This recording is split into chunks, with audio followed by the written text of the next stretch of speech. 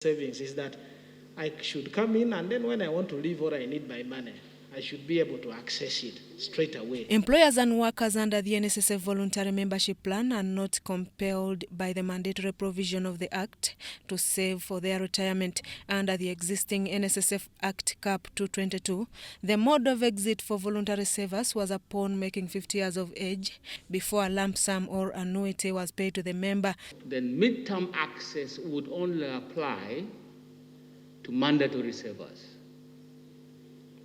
because it would not apply to voluntary savers because their conditions of access are different. The new amendments passed by Parliament will now provide for free access to all those under the voluntary savings scheme anytime at any age, contrary to the previous provision. The Principal Act had provided for voluntary savings, but it had not provided for how a member can withdraw or access that voluntary savings in case they are pressed.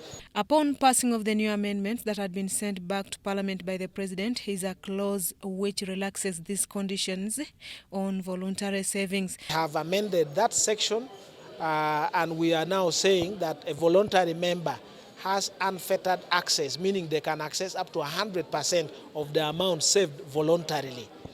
Members of Parliament say this will now increase the number of savers on the voluntary scheme.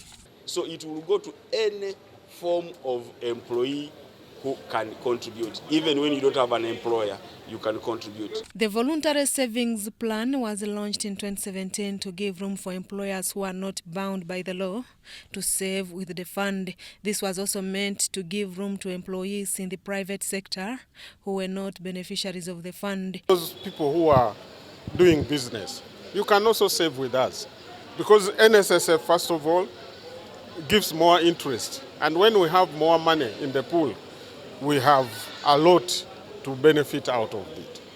Under the NSSF voluntary scheme, contributions can now be fixed or vary, that's to say made on daily, weekly, monthly, quarterly, semi-annually, and annually. However, most interesting is that your savings will attract returns on what you save. Susan Naonga, reporting for EBC TV. That clause 19 stands part of this bill. Those in favor, say aye to the